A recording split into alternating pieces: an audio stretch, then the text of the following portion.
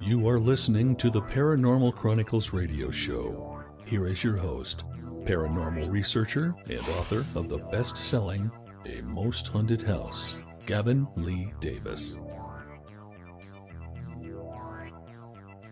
Welcome. My name is G L Davies, founder of the Paranormal Chronicles and author of the worldwide bestseller that reviewers are calling one of the most terrifying books ever written. That is Haunted Horror of Haverfordwest. Dare you read alone in bed at night? We hope all our listeners are keeping safe at this time. Your life matters, and I'm sending you my love from Pembrokeshire, West Wales, and know we will get through this. Thank you for joining me on my journey as we delve deep into Skinwalker sightings, ghosts, Native American folklore, Bigfoot, UFOs, and so much more. The Paranormal Chronicles podcast series brought to you by sick-books.com. So visit sick-books.com today and start your paranormal reading adventure. If this is your first time listening, then please follow so you never miss an episode. Plus, all followers get entered into a followers monthly prize draw to win a fantastic book from sick-books.com. Press follow now, download and listen to our huge archive of amazing content. Big news for us, we are now on Patreon. Become a VIP today and access ad-free and early access episodes, have extra draws in the book giveaway, access to digital content, be part of an exclusive VIP Amazon prize draw, and get this, you get 2 free digital books, and one of them, it's my controversial bestseller, Ghost Sex, The Violation. All of that for a £3 or $1 subscription. Head over to www.patreon.com/TPCVIP. That's patreon.com/TPCVIP. Go VIP today. Final announcement before we get on with this incredible show. I am thrilled and honoured to announce that my 4th book is set for release. Harvest, the true story of alien abduction, is ready for pre-order. Release date Halloween 2020. Pre-order Harvest, the true story of alien abduction by me, G L Davis, today from wherever books are sold. On tonight's show. Was a Skinwalker seen running alongside a car? What dark Native American history has come back to haunt us? What did multiple witnesses see in the sky after a concert? What ghosts and creatures reside in Oklahoma? I am blessed to speak to Marnie Vinge, Oklahoma native and author of several superb books, including Eerie Okie Shorts Volume 1, and she is the host of the sublime Eerie Okie Podcast. Marnie Vinge has so many chilling accounts that you will need to listen to this interview twice. This interview will creep you out. On with the show. Marnie, let's start at the beginning. What started you on your paranormal path? Okay, so when I was a kid, I've talked about this a little bit on my podcast, and my dad worked for Carnegie, which was a very large oil company in Oklahoma and also internationally. He traveled a lot. He worked a whole lot. And a lot of the work that he did, he would have to bring home with him. And he had an office in our little house in Moore, and he would be working late at night. And sometimes I would go in there. I was pretty little, and he'd be listening to the radio. And I would start to walk in, and he would be like, "Are you sure that you're grown up enough to come in here? Because we're listening to some scary stuff." And he would be listening to Coast to Coast. Yes, so that was kind of a very, very cool thing as a kid to hear those stories, especially as someone so young and impressionable. I think that really kind of opened my mind to the possibility of other things out there. But yeah, and I think that he unwittingly kind of turned me on to all of that. I don't think he really knew that that's where I would end up with my career and everything when he was letting me listen to that as a child. Had you had any paranormal experiences at this stage of your life? At that stage, I had not. I had a few as I got a little bit older. The first one that I really remember, I was probably 12 or 13 years old, and I was at my grandparents' house. And they had a bedroom for me in there, and I had a bed that had it was from the 50s, and it had a bookshelf in the headboard. And on top of the bookshelf, I collected a lot of Beanie Babies. And I had this one that was, I think it was a polar bear or some kind of bear. So it wasn't very big. Beanie Babies are only like 6 inches tall or whatever. And I remember one night walking out of my bathroom into the room, and I swore that that doll or that plush toy turned its head. And I remember just kind of feeling this chill come over my body, and it was something that I had never really experienced before. And even though I was only 12 or 13, I think that social programming that we have by that time, that's like, paranormal stuff is not real, it's crazy to talk about this, any of that, that's bad. I think that kind of took over and kind of hijacked my brain and was like, okay, this didn't really happen. The lights were dim. You imagined this. This is not, a real thing. But I very vividly remember that. I take it your father was very open to the notion of the paranormal. Had he had his own paranormal experiences, or was it just something he was interested in? I think it was just something he was interested in. He never talked very openly about any of that. He was kind of closed off with his emotions and stuff. And I do have an interesting story, though, that has to do with him. When I was about 18, I believe I was 18, because my dad died when I was 19, and my grandma died when I was 18. My mom and I decided there was something here in the city called a spirit fair, which is basically just like psychics and tarot readers and people selling witchcraft paraphernalia, kind of like a craft fair, but for that kind of stuff. And my mom was like, we should go. That would be fun. And I was like, yeah, okay, whatever, we'll go. So we go, and I'm kind of expecting, like, people to be dressed up and wearing like the typical things that you think of when you imagine someone reading from a crystal ball. And there were certainly people there like that. But there was this one gentleman who was sitting at the end of the row of tables. He was dressed in like a polo shirt and khaki pants, like very normal. He would not have stood out if he was in the grocery store or anywhere else. And he didn't have anybody at his table, and he had a little sign with how much his readings were and everything. And I kind of didn't really want to stay that long. And so I was like, okay, well, let's go to this guy because he doesn't have a line, and we'll do this and it'll be fun and we'll get it over with and we'll go home.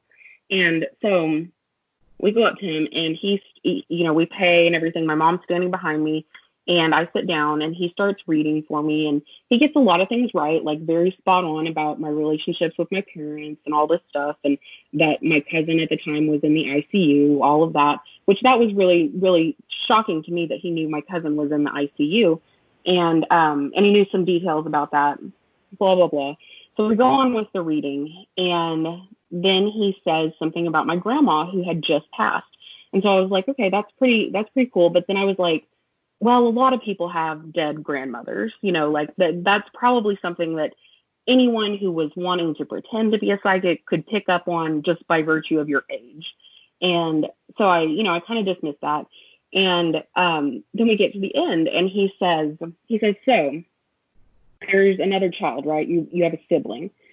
And I'm like, okay, this guy is for real full of shit, because I do not have a sibling. I'm an only child. I have been an only child my entire life. And I just look at him and I'm like, no, I don't. And he goes, there's another child. And I'm like, okay, dude, look, like there's not. I was there for my entire upbringing. There was not another child. And so like he and I go back and forth arguing about this. And like I can't see my mom's face during any of this. And I'm just like, dude, like there's not another kid, okay? Like I'm an only child. And so finally he doesn't ever like acquiesce to me. He doesn't ever say, okay, you're right, I'm wrong. But finally he lets it go, and we finished the reading. And so we like walked to the car, and I'm like, God, that was so worthless. Like that was such a crock of shit. Like, that guy, it was exactly what I thought it would be. So my mom's pretty quiet, and I don't think anything of it. We go home, another year passes. My dad passes away around Christmas of 2006. And my mom and I are sitting at the kitchen table, going through photographs to prepare for the slideshow for his funeral. And so we're looking, and I come across, I see all these different pictures of me as a kid with my dad and stuff. And then we get to this one picture, and it's a young girl, probably 12 or 13, standing in a room that I can obviously tell is the bathroom at our old house. So like she's in my old house, and I don't know who she is. And I look at it, and I'm like, who is this? And my mom looks at me, and she says, well, there's something your dad was meaning to tell you. And that's not a phrase you ever want to hear at any point in time, let alone like right after your father dies. So I'm like, oh God, what is she about to tell me? So he was married before and he had another daughter. Yes. Yes. And I had no idea my entire upbringing. He never mentioned it, anything. And so I immediately, not immediately, but probably within a week of that time from that event and his funeral, I kind of put the pieces together and I thought back on that psychic. And I was like, oh my God, like that guy is for real. And it turned out that the guy who did the reading, I cannot think of his name to save my life, but he had worked with the FBI on stuff. And the last time I checked on him, I can't remember his name now, but the last time I checked on him, I think he was living in maybe Seattle, somewhere up in the Pacific Northwest. And his main purpose now is that he helps hospice patients cross over, which I thought was really beautiful and wonderful and everything. But I mean, that was mind blowing to me for that guy to have picked up on that, like with me not having any knowledge of it. So that was kind of, so to answer your question, my dad was not super open about like the paranormal or anything like that. I think he looked at it more of an entertainment kind of thing. My mom and my grandparents were very open about it. You have sent me to Goosebump City. I got goosebumps running up and down. I love it. You spent a lot of time collating and researching Native American folklore and the dark history of Oklahoma concerning the indigenous people there. Have you got any stories you can share with us about that with our listeners? Yes, absolutely. So one of the biggest compliments that I've gotten a few times in the making of the podcast has come from people who are of indigenous descent that have told me that I've done a good job in covering the things that have to do with Native folklore. And I really, really take that very seriously because I feel like it's an aspect of Oklahoma history that is often whitewashed and overlooked. And a lot of it is not taught in our schools, which is very, in some ways surprising, in some ways not. So one of the things, I cover true crime on the podcast, and a lot of times true crime kind of bleeds into the paranormal type stuff. Which I always find very fascinating. That's kind of an interesting thing. But one of my favorite stories that I have heard in the making of the podcast came from a friend of mine who she was on and we talked about cryptids. And she kind of prepared an outline and everything and told me the basics of what she was going to talk about, but didn't tell me the stories so that we could get my reaction on the podcast. And she told one that blew my mind because I didn't even know that this was a thing in Oklahoma or anything like that. So there was somebody who wrote her an email when she was asking her friends for stories that had been driving on highway or I-40, Interstate 40, which is the highway that goes from west to east, east to west across Oklahoma. So the way that Oklahoma is, it's very densely populated in Oklahoma City, but as you go east or west, that kind of spreads out, and then you get into like farmland and prairie and that sort of thing on the west, and on the east there's like hills and trees and very dense forest. Still cities and stuff, but lots of dense forest. You're driving on the highway, very sparsely lit, that kind of thing. It's dark, kind of spooky at night, that sort of thing. And a lot of people who live in Oklahoma City or who work in Oklahoma City live in places like Shawnee, which is about 30 minutes from Oklahoma City to the east. So there was someone who contacted her that said one night they were driving down I-40, I think coming home from work or going to work or something like that. And he reported a Skinwalker in Oklahoma, which I had never heard of. And basically, I don't know if your listeners are familiar. They probably are because I imagine that this is something a lot of people are interested in who are interested in the paranormal. But typically, Skinwalker stories go something like this. Like the person is driving on the highway and all of a sudden they spot something out of their peripheral vision to the right or left on the side of the road that is running, keeping pace with their car. And it typically has a humanoid shape, yet simultaneously animal. So it's kind of like, it's very, very scary to think about. And this guy, the thing with Skinwalkers is they are not talked about very often among Native people. It's not something you're supposed to talk about. It's very, very scary. A lot of people take it very seriously.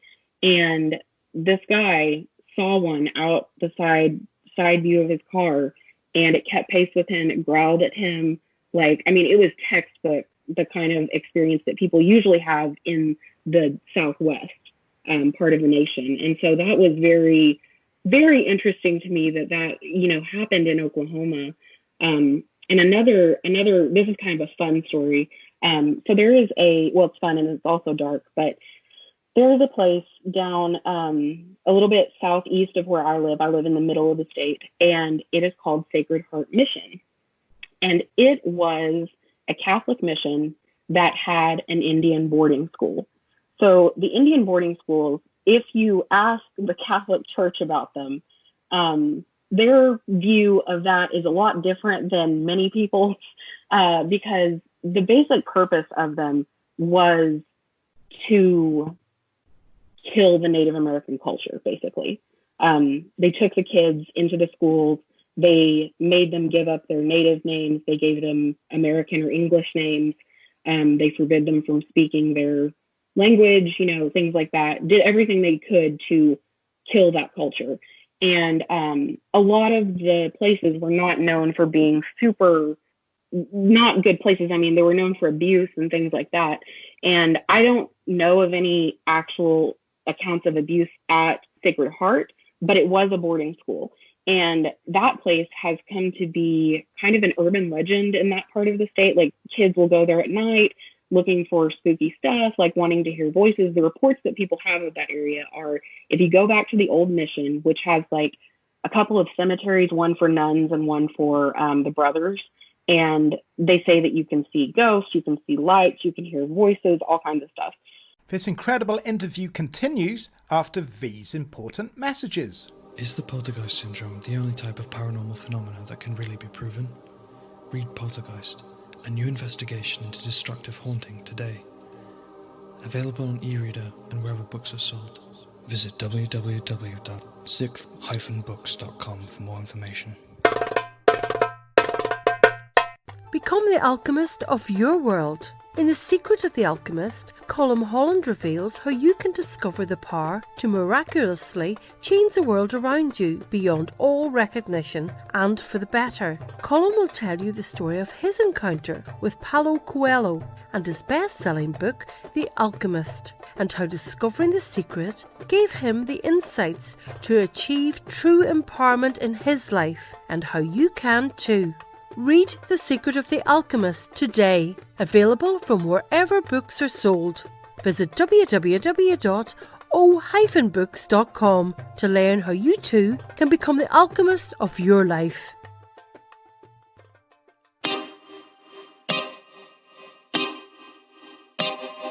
This is Jason Bland, host of Midwest Paranormal Presents Paranormal Soup, where we stream live as a webcast every Sunday night, 11 p.m. to 2 a.m. Eastern, with guests who will blow your mind. Live ghost box sessions where you can call into the show to see if the spirits will talk to you, and the World Wide Web of Weird with the latest in paranormal news and evidence.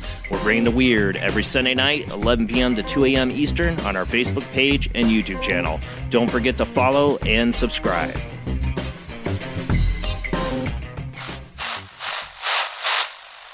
Are paranormal entities assaulting us? Ghost Sex to Violation is the best-selling true account and study of paranormal sexual abuse.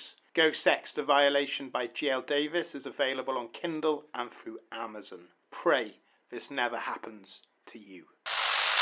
What if the after effects of a near-death experience were undeniable? What if a person could suddenly produce high-quality paintings of the afterlife, or if they acquired the ability to compose classical symphonies? Read Shine On, the remarkable story of how I fell under a speeding train, journeyed to the afterlife, and the astonishing proof I brought back with me. Read Shine On today on e-readers and wherever books are sold. Visit www.o-books.com today. Does Genesis teach that the human race was created by God or engineered by ETs? Read Escaping from Eden, today from wherever books are sold. GL here, and before we get back to the interview, did you know you can listen to this podcast not only ad-free but with early VIP access as a TPC VIP Patreon. As a VIP, you will get 2 digital books, including my bestseller, Go Sex to Violation, to keep and read, plus digital content, 2 extra draws in our follower monthly book giveaway, and exclusive entry into a VIP Amazon gift voucher draw. This is the spooky part. All of that is just £3 or $3 to go VIP. So go VIP today so you don't hear ads like this again. Head over to www.patreon.com/TPCVIP. That's patreon.com/TPCVIP. On with the show. Anyway, my cousin and I went out there to investigate it. We went in the daytime and we got to talk to a priest that worked there, and we lucked out because there was the groundskeeper there that day, and he was very, very helpful. He wanted to take us on a tour of the old mission, which is closed to the public. If you go there, you are trespassing. They have so many problems with it that on Halloween and sometimes periodically throughout the year, a deputy from the sheriff's department will sit there waiting for people because so many people trespass. Yes, it's a problem. Like they cover it here in the news every year at Halloween.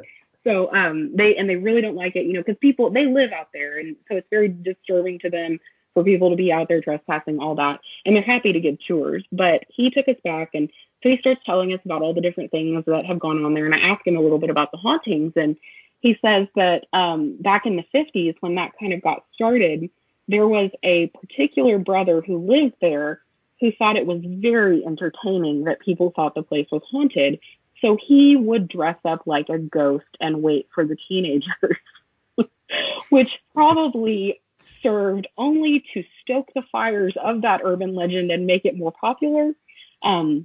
He loved doing that. And then the guy who lives there now, he usually parks his truck kind of, maybe 50 yards back from the gate to get into the old mission. And he lives back on the property of the old mission in a new house that's not visible from the road or anything. And so sometimes he'll park there and wait for people just to kind of tell him to go away. And what he'll do is flash his lights, and they're kind of in the distance. And the other thing is he often, is out, making noise and stuff. And everything that people have reported in that location, in my investigation, I really believe a lot of what they are experiencing as paranormal is actually this guy just kind of living his life. So that's kind of a fun one.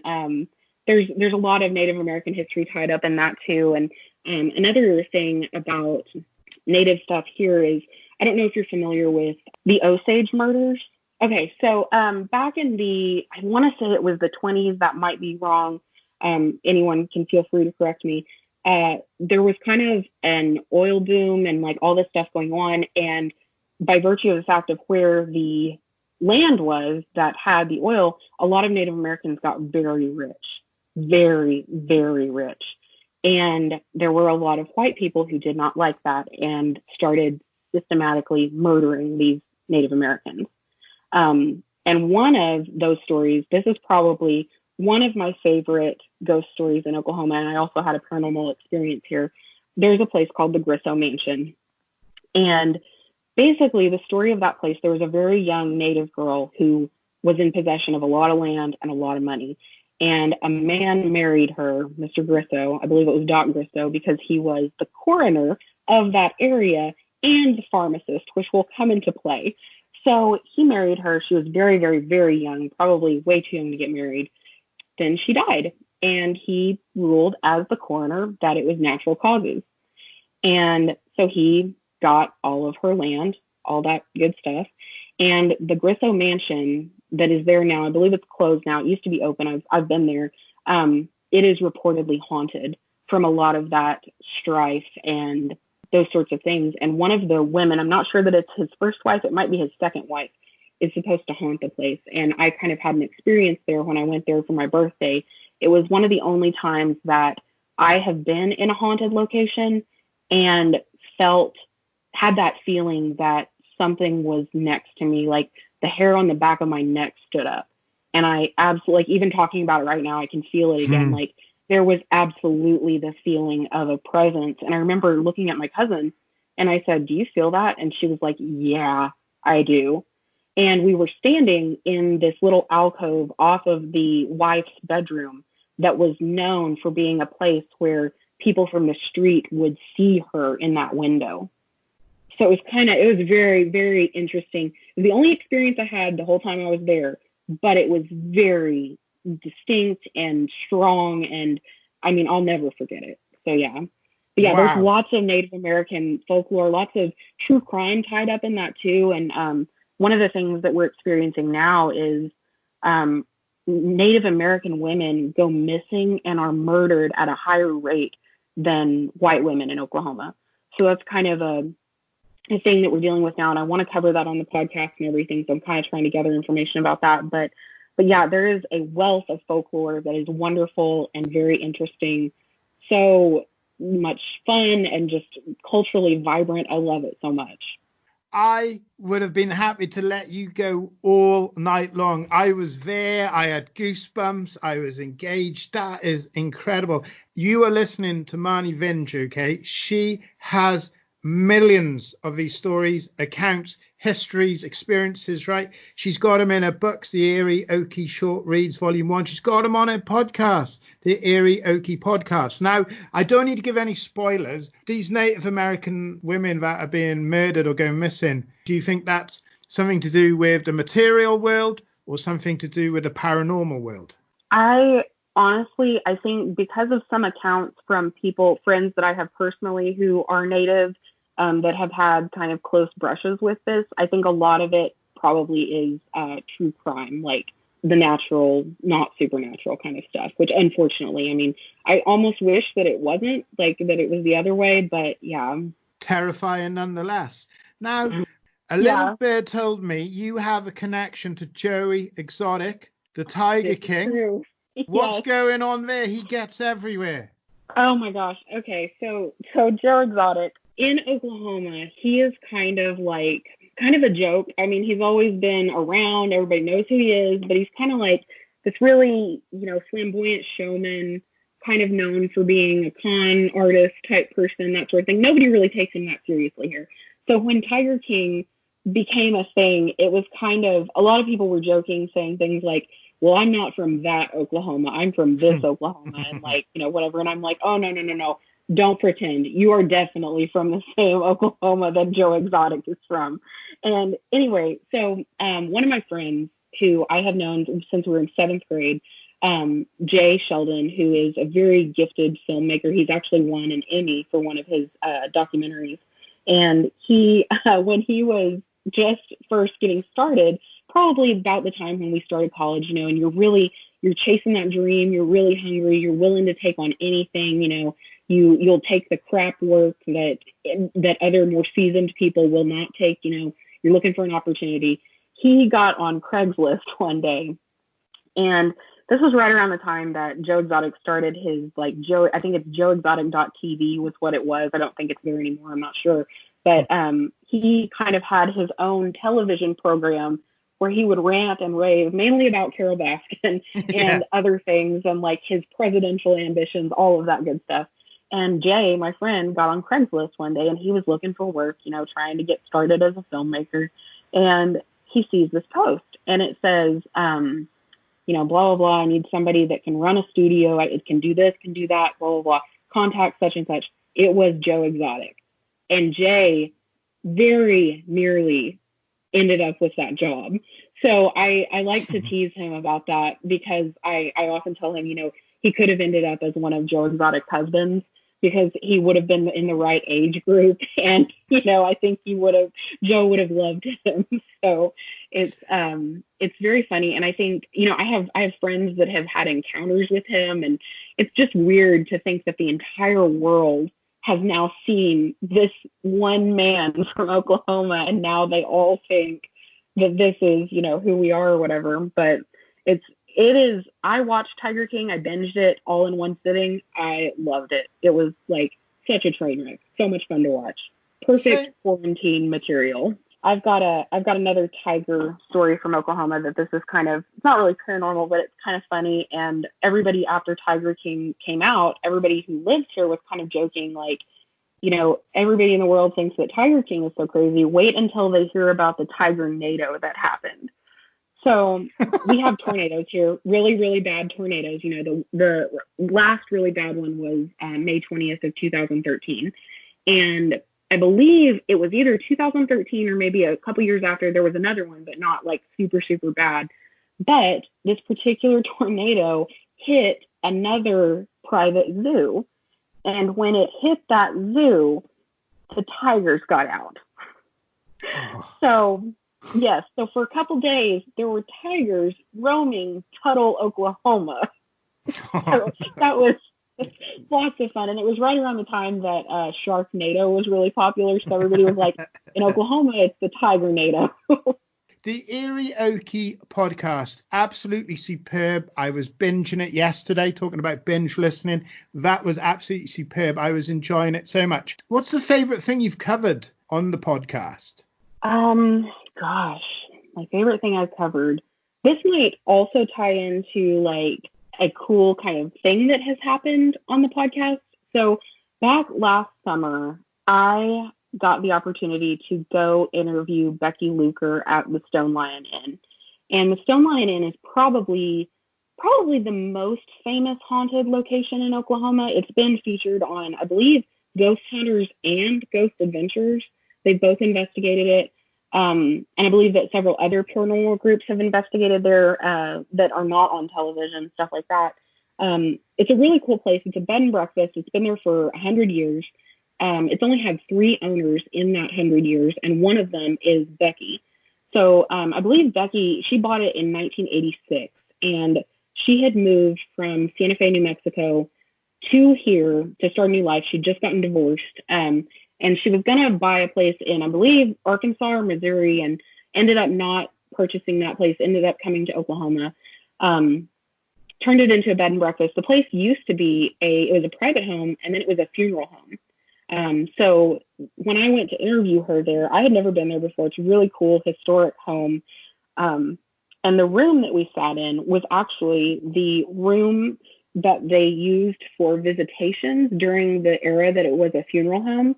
And she showed me how there were these windows kind of over to the, I think it was the east, that would be opened so that the smell would not be so bad. Like that's where they would put the casket. And it was really, really interesting. But anyway, when I was interviewing her, we sat down, we were just sitting in that room. It was kind of funny because I took I use a roadcaster, and I took that with me. Didn't think about this at all, but in a building that old, the outlets are not the same as they are in my house. So we had to hunt for a good 30 minutes to find an adapter to get the roadcaster to work. We finally found it. We sat down. I started the interview, and at some point during the interview, I felt a cold chill, but I thought at the time that it was more of, you know how in the summertime, if you get a little bit sweaty and you're somewhere hot, and then a breeze comes through, you kind of get a chill, that sort of thing. That's kind of what I thought. Like my skin got a little bit cool. I was sweating because that place it's very old. The air conditioner is not on. We conduct the interview. We get done. She was lovely. She was probably one of my favorite people that I've ever interviewed on the podcast. And I go home, I edit the episode, I listen to it twice, and I put it out into the world the next day. And I wake up at like 8 in the morning, and every Friday that the podcast goes out, it goes out every other Friday now. It goes out at 5 a.m. because I know there are a lot of people who listen to it on their way to work, that sort of thing. And I have this message in my inbox when I wake up, and this girl's like, who listens to the podcast, she says, "Girl, have you listened to this episode?" And I was like, oh God, what did I do? Did I mess up the audio? Like that sort of thing. And I'm like, yeah, I listened to it twice. And she was like, did you not hear that? And I was like, what are you talking about? And she gives me the timestamp to go listen to. And I plug in my phone to my Bluetooth speaker, or plug it into the aux cord or whatever. And I turn it all the way up, and I'm sitting in my bed and I'm listening, and I roll it back about 30 seconds from that point, and I start listening. And Becky's talking about, I believe she was talking about the playroom, which is one of the haunted rooms, especially haunted rooms in the house. And I it was one of those moments where, you know, when you experience something supernatural and it brings tears to your eyes. Yeah. I was sitting there and with that turned all the way up, and I shit you not, there is an EVP in that interview. Oh, what's it say? There is debate amongst the listeners about what it says. So some people believe it says come play, which I feel like fits with what she was talking about, because she's talking about the playroom. And everybody who's ever investigated there has never really thought that there was like a bad presence or anything like that. It's thought to be one of the daughters who died is one of the ghosts. And so I'm kind of inclined to think that's what it was. But other people thought it said go away. So, I mean, I guess it could also be that, you know, if it was a little kid saying, you know, hey, go away, like get out of here, that kind of thing. But it is very distinct. It is the only time that has ever happened to me in my entire life. And I had one listener who messaged me, and he was like, I'm really kind of upset right now because I've been trying to catch an EVP for 12 years. And you just go somewhere and hit record and you catch a class A. So that was pretty funny. It's always the same, Marnie. I went on an urban exploration with an adventurer. She was a very robust adventurer. She took me to an abandoned World War I fort, which was decayed and ruinous on the coast here in Pembrokeshire. And we managed to get in, and we went underground, and it was horrific. It was absolutely terrible. The water was up to my shins. The water was moving because a sheep had fallen down there and died, and it was full of maggots. So the water was full of maggots. And I'm asthmatic, and it was horrific. There was the biggest spider eggs I've seen in my life. There was bats. It was just your stereotypical horrible haunted place. So I'm interviewing the lady who's taking us down here, saying, like, you know, tell us a bit about the history, and I'm wheezing because it's so claustrophobic. The air was so dead down there. And so I interviewed her, went back home, putting it all together, put it out there. There's a voice there. You listen to it back, and you can hear a man say, stand and be recognized. And it's like, what? It was impossible to get there. It was impossible. Like, if it had been like a tramp or a hobo or a vagrant, it would have been a very difficult ruse to pull. You know what I mean? It was a very strange thing to have done. Yeah. I've never personally captured an EVP until then. And even a die-hard skeptic who was quite notorious for being very difficult in such matters, he actually said, I think there's a voice down there saying, stand and be recognized. You know, he says it sounds like it's coming out of the radio, which was awesome. So Wow. You've had paranormal encounters in terms of like ghosts and spirits and brushes with mediums, but have you ever had anything of an extraterrestrial nature? I have. I think it was 2015, one of my favorite bands in the whole world is Third Eye Blind, and they came to Oklahoma City. They played, there's a venue here that is part of the Oklahoma City Zoo, and they call it the Zoo Amphitheater, so it's like outdoors, really cool venue, got a nice stage, and it's got great acoustics, all of that, and it was my first time to go there for a concert. And I got my friend Dustin to go with me, and we go and we have a really good time. The show is great, all of that, and we're walking out. And I would also like to preface this by saying I had nothing in my system that would have impaired my judgment. I did not drink that night, nothing like that, anything. So we're walking out, and we're in a crowd of people. Like, there's, when you're walking out of a concert, everybody's kind of like a herd of people going to their cars. And Dustin, he grabs my arm and he goes, Marnie, look. And we both look up in the sky, and over Oklahoma City, there is, I want to say that it was orange. There's a light, and it was kind of hovering, like just not moving. And so I thought, well, maybe it's a helicopter, but it was like this perfect orb. Like it wasn't shaped like the lights on an airplane. It wasn't like, symmetrical where there's two over here and two over there. It was just a single light. And it seems pretty far in the distance. Like I'm not great at gauging that type of distance, but maybe like a mile away or something, maybe a little bit further. And so we both just stand there, and people are like passing us, walking, not looking up. And then all of a sudden, that little orb shoots horizontally across the sky. And wow. I mean, it traveled so fast and so far, just like in that split second. It was so weird. And then it stopped abruptly, and then just slowly started lowering down, and then disappeared. And I remember Dustin and I were both like, we were not, in our entire friendship, neither of us had ever told the other, hey, I'm into UFOs, or hey, I've seen a UFO, or anything. There was nothing to like prime us for that, you know? And so we were both kind of like, what in the hell did we just see? And he sent me an article. I think it was the day after, or a couple days after that. Apparently, several people had seen it. And I thought that was kind of a cool part of it, that, you know, it wasn't just us. A lot of people had seen it, and they had reported it as a UFO. And that was really pretty cool. I don't think I've had any other UFO experiences besides that. My cousin has, though, and his was very similar to mine.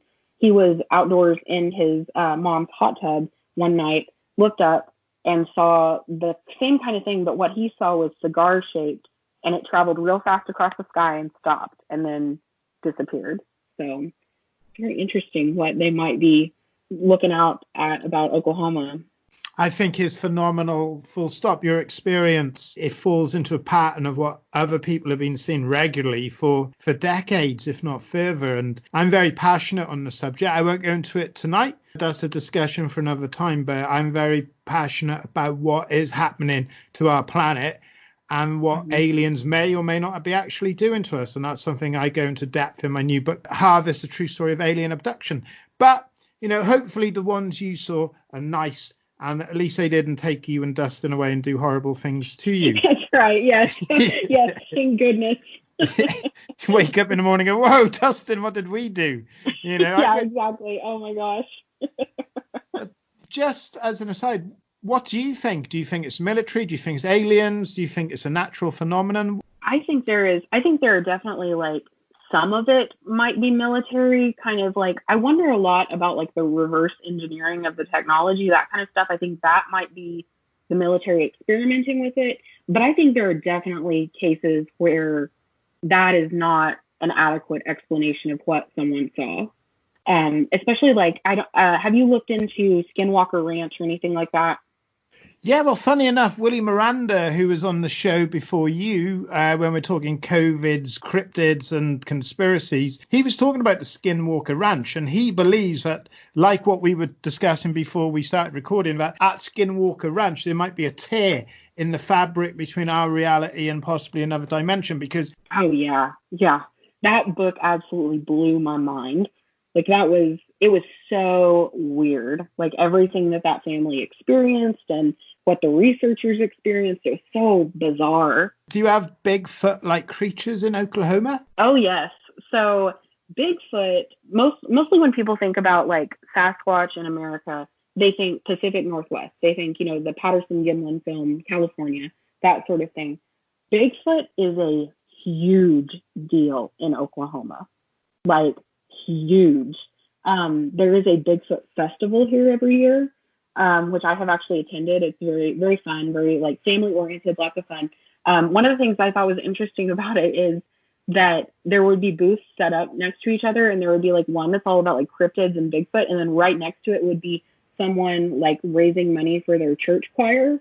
So it was it's interesting because we're right in the middle of the Bible Belt, but there are a lot of people who really very strongly believe that Bigfoot is real. And my friend Lauren, who was on the podcast, she is an avid Bigfoot hunter. Like, she goes out all the time looking, that sort of thing. Her mom is a researcher, and there's an area of Oklahoma, kind of the southeastern corner of the state. People often say that Oklahoma kind of has every type of climate/geography that a state in the United States can have, but in different parts of the state. Because like up in the Northwest, it's very Southwest desert-like, and then there's the southeastern part of the state that is dense forest, like in the Kiamichi Mountains, all of that. And that is where a lot of people have their Bigfoot sightings. But there was one recently about, I want to say like maybe 20 miles from my house recently. Someone saw one north of Lexington. So that's kind of, people see it here all the time. Like, there's a lot going on with Bigfoot in Oklahoma. We had a discussion on the show with Ron C. Mayer. He's written a book called Bigfoot Singularity. And he reckons the reason we can't actually get clear evidence of Bigfoot is not that they're a hoax or they don't exist, is because they're either alien or dimensional, and that they can just disappear, they can cover their tracks. When they do live on the planet, then yeah, they do act like a creature, they do try and blend in, but when push comes to shove, they can just use their dimensional powers and disappear, which is fantastic. You know, I'd love to see a Bigfoot-like creature. What would you do if you saw one in the yard? I would probably pee my pants. Like, I would probably be terrified. I think that would really, like, shake up my worldview. Speaking of what you just said, one of my favorite things that I have seen in my career doing the podcast, one of my friends did a documentary called The Town That Bigfoot Built, and it's available on YouTube. It's got kind of a cult following, and it's about Honubby, which is the town where they have the Bigfoot Festival. And there's a Native American gentleman on there who talks about how in his tribe's language, the word for Bigfoot is actually the same word as forget. And what they believe is that the reason that people start seeing Bigfoot is because they have gone through something so traumatic that they need something to hunt for to distract them from the pain in their life. And I absolutely loved that. Like, I thought that was, and he wasn't discounting it in any way, saying it's not real, but he was saying, like, it appears to people who need it. And that to me was like just kind of very poetic and beautiful. And I really, really liked that. I love that idea. Apart from one attack on a woman and a rape, I haven't heard any negative feedback about Bigfoot. You know, it seems to be a very gentle animal, creature, being, you know, whether it's spiritual, alien, dimensional, or it is just a natural being on the planet. Maybe it's a hybrid of mankind. Maybe it's an offshoot from our evolutionary tree. And, you know, I'm pro-life, and if anybody out there does have an experience with Bigfoot, don't hurt it. Just let it go. Yeah. Could be here to help someone. We don't know. You've written some fantastic books. Tell us a bit about your books. So I write thrillers and paranormal horror type stories. I started last year kind of writing what I called them Eerie Okie short reads, and I've compiled them, the first 3, into a volume together. And they're basically just kind of fictional stories based on some of the things that I've researched through the podcast. And all of them are set in Oklahoma. Like, they all have some element of something that I've talked about on the podcast, or something that a guest has done in their life, that sort of thing. Like, there's one, the first one that I wrote, it's called Jaws, and that is for a specific thing that happens in the story, but it's a vampire story, and it's set in Oklahoma, and that was really fun. I think it's really, really cool to set those things here, because I know that when I was younger and voraciously reading, I would have loved it if there had been a horror story set in my hometown. Like, I would have thought that was so cool. And I just love Oklahoma. I love the folklore. I love the people here. Love the landscape. And so I think it's just really fun to kind of take that thing that I see every day and put some kind of magic into it. That's kind of a fun thing to do. What would you say is your favorite story you've written? My favorite one that I've written, this one, I don't think that it had so much of a basis in something that I covered in the podcast, but it was one of my favorite ones that I've ever written. It's called The Fairchild Wolf, and it is about a girl who, she's going kind of through a rough time in her personal life, and she goes to a pawn shop, and she's there trying to find her roommate's ring that got, or an item that is her roommate's that got stolen from their house. And it was the main character's fault that the item got stolen. So she's kind of feeling guilt and trying to find this item for her friend, and her friend is not being very nice to her. And while they're there, she sees this taxidermied wolf. And she gets to talking to the guy, and she's like, I didn't even know there were wolves in Oklahoma. And he says, you know, they were run out by like 1938 or something like that. They'd all been hunted out of Oklahoma, and it's very rare to see them now. And there's something about the wolf that just like really draws her in, and she's like, I am going to come back and buy this thing, and I have no idea why. I've never owned a piece of taxidermy in my entire life. I don't have a thing for wolves, whatever. So she buys it, she brings it home, and that's when things kind of get weird, because the wolf may not be completely dead, and so it gets pretty weird. And that's probably my favorite one that I've written. I've had some fans write to me and tell me that that's their favorite of the 3 that I published in that anthology. It gets real dark, real weird, and I kind of played with I remember back in the early 2000s how there would be all kinds of like sketchy websites out there on GeoCities and Angel Fire with like the moving flames and stuff like that would tell you about paranormal stuff, and you had no idea like how legitimate it was. And so I kind of played with that in that story and kind of sent her down a rabbit hole on the internet looking for what is this thing that I have acquired. And it was super, super fun. And I also tied it into my grandfather was a buyer for C.R. Anthony, who ran a company here called Anthony's. And it was like a clothing store, that sort of thing. And so Fairchild, the name in the story, Fairchild refers to a family that is kind of based on that family, like not based on them in any way, except for that they also own a clothing store, that sort of thing. So that was kind of a fun tie-in to my own personal history with Oklahoma. But yeah, that one's been my favorite, I think. You were superbly talented. Where can people get hold of your books? They are available on Amazon. I believe they're all in Kindle Unlimited right now. So if you have Kindle Unlimited, you can read it with that subscription, or you can buy it on Kindle. Also, the Eerie Okie short reads, the compilation of the 3 novellas, is available on Amazon in paperback. And the thriller that I just published, it does not have any supernatural elements, but it's more of a true crime type thriller, is The Way It Ends. And that is also available on Kindle Unlimited and in paperback from Amazon.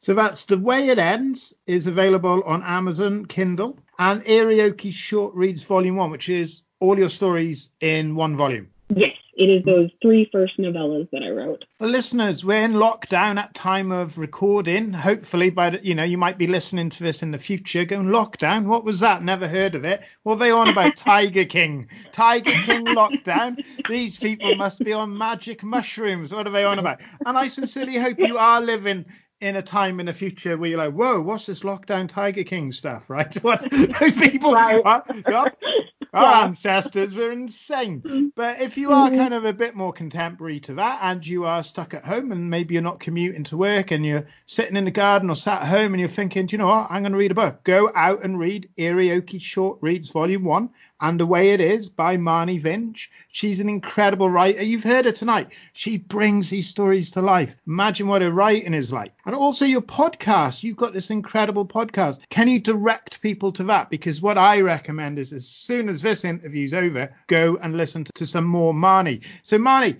tell us, how can people hear your podcast? The easiest way to find it is just whatever podcast platform that you use, like if it's Spotify, iTunes, whatever.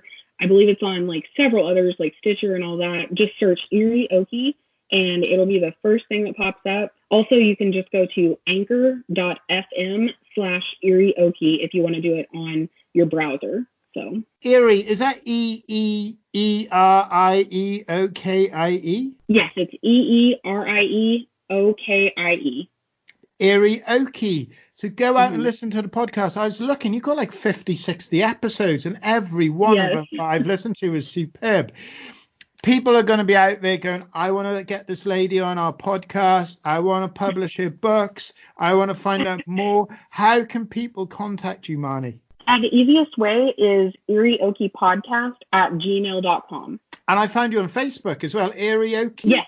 We are also on Facebook and Instagram, Eerie Okie on both of those. What an amazing young lady Marnie is. Her writing is superb. Her podcast is superb. Her documentation of these paranormal stories, spiritual happenings and true crimes is absolutely superb. Check her out. This lady is going to be a name in the writing world. Marnie, could you leave our listeners with a final thought? Just something to send them to bed with. So this probably just applies mainly to the times that we're living in, but also mental health is a thing that I'm very, very passionate about. And if you are struggling with any kind of depression or anxiety or anything like that, hang in there because it can and does get better. Amen to that. Everyone, that is Marnie Vinge, author of the Eerie Okie Short Reads, The Way It Ends, and the host of the Eerie Okie Podcast. And I think you can all agree what a beautiful, talented, gifted, compassionate young lady, and the world is certainly a better place for having you in it, Marnie. Thank you so much for being a guest on my show. It's been an absolute pleasure. Thank you so much. It has been a pleasure for me, and I am so glad that we connected.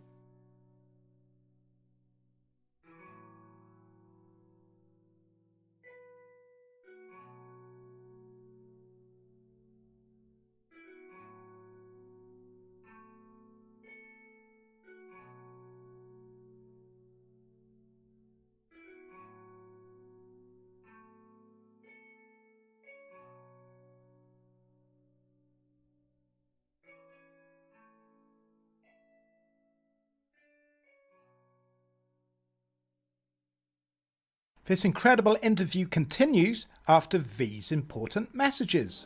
Is the poltergeist syndrome the only type of paranormal phenomena that can really be proven? Read Poltergeist, a new investigation into destructive haunting today. Available on e-reader and wherever books are sold.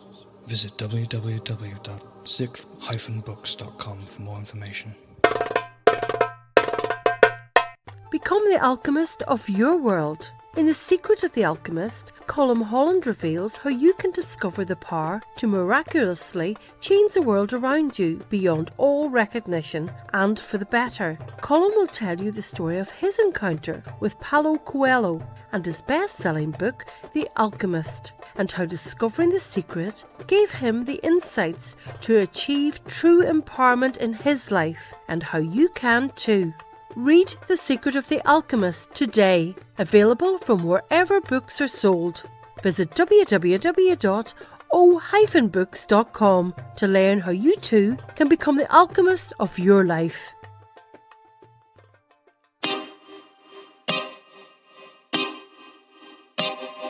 This is Jason Bland, host of Midwest Paranormal Presents Paranormal Soup, where we stream live as a webcast every Sunday night, 11 p.m. to 2 a.m. Eastern, with guests who will blow your mind. Live ghost box sessions where you can call into the show to see if the spirits will talk to you, and the world wide web of weird with the latest in paranormal news and evidence.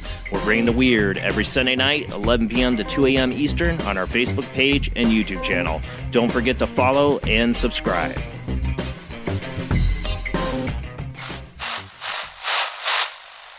Are paranormal entities assaulting us? Ghost Sex to Violation is the best-selling true account and study of paranormal sexual abuse. Ghost Sex to Violation by G L Davies is available on Kindle and through Amazon. Pray this never happens to you. What if the after effects of a near-death experience were undeniable? What if a person could suddenly produce high-quality paintings of the afterlife, or if they acquired the ability to compose classical symphonies? Read Shine On, the remarkable story of how I fell under a speeding train, journeyed to the afterlife, and the astonishing proof I brought back with me. Read Shine On today on e-readers and wherever books are sold. Visit www.o-books.com today. Does Genesis teach that the human race was created by God or engineered by ETs? Read Escaping from Eden today from wherever books are sold.